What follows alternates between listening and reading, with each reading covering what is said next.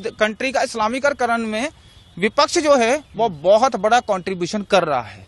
कह रहे हम तो ऐसा कुछ करना नहीं है, हमारे तो ना मैनिफेस्टो में ना कुछ है, ये तो मोदी जी को डर लग रहा है, हार के डर के चक्कर में, ध्रुवीकरण के चक्कर में सारी चीजें हो। अच्छा, इनको लगता है मोदी जी ने ये सब किया है। ठीक है, मुझे एक चीज बताइए, अभी मैं पहले एक बयान सुन रहा था इनका, ये कह रहे थे जी हम जब सत्ता में आएंगे तो सीए को हटा देंगे। ठीक है, क्या आपने कभी कांग्रेस को वक्फ बोर्ड को हटाने की बात करते हुए देखा? ये कहते हैं ना हम संविधान के संरक्षण है, हम संविधान को बचाएंगे, तो संविधान में आर्टिकल 44 लिखा है यूनिफॉर्म सिविल कोड आना चाहिए, आप लाएंगे? अब तो संविधान बचाने वाले, वो तो संविधान तोड़ने वाले, तो बचाने वालों से सवाल कर रहा हूँ। कॉन्स्टिट्यूशन के आर्टिकल 48 में लिखा हुआ है कि गांव हत्या के ऊपर कानून बनना चाहिए, तो बनाएंगे? तो किस पार्टी की बात कर रहे हैं सर? जिसने पंजाब का टुकड़े टुकड़े कर दिए, जिसने बंगाल के टुकड़े टुकड़े कर दिए, जिसने इतना कत्लेआम किया कि मैं उसको गिनती में नहीं बता सकता। अभी जो मैंने आंकड़ा दिया थोड़ी देर पहले, कितने लोग मारे गए, अब मैं सबूत देता हूँ इसका।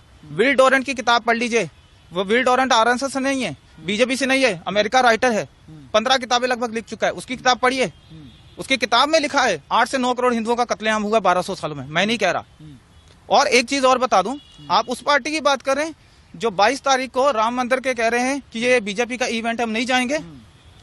तो क्या प्रभु श्री राम जी बीजेपी के हैं?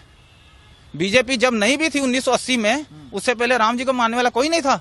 मेरे दादाजी मानते थे, तब तो बीजेपी नहीं थी। मेरे परदादा जी मानते थे, तब तो बीजेपी नहीं थी। मेरा बाप जब पैदा हुआ तब भी बीजेपी नहीं थी। तो वो तो सारे राम राम करते आ रहे हैं, तो क्या बीजेपी के सिर्फ राम जी है? और हाँ, विरोध करें भी क्यों ना, ये तो वही पार्टी है ना जिनके पहले प्रधानमंत्री पंडित जवाहरलाल नेहरू 19 सितंबर, डेट बता रहा हूं, ध्यान से सुन लीजिएगा, 19 सितंबर 1959 को बाबर की दरगाह के ऊपर गए थे अफगानिस्तान सिर झुकाने के लिए। उसके बाद अब सबूत भी दे रहा हूं, इंदिरा गांधी 1968 किताब बाय नटवर सिंह, उनके जो उस समय के विदेश मंत्री थे, उनकी किताब पढ़ लीजिए। आई थिंक किताब का नाम है one life is not enough.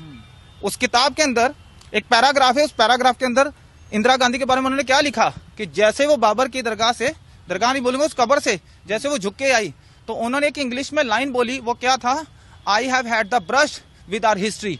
इसका हिंदी में अनुवाद कर देता हूं, इसका मतलब है कि आज मेरा सामना मेरे इतिहास से हुआ। कौन से इतिहास से बात कर रहे हैं? आपका बाबा से क्या लेना देना है? फिर 1976 के अंदर इंदिरा गांधी और राजीव गांधी फिर गए, और उसके बाद 2005 के अंदर ये राहुल गांधी दोबारा से बाबर के उस टॉम पे गए। तो इनकी 4 जनरेशन बाबर के सामने झुक चुकी हैं, लेकिन इनकी 4 में से एक भी जनरेशन का एक भी बंदा आज तक अयोध्या नहीं गया। और किस ये अभी बात कर रहे हैं 2007 में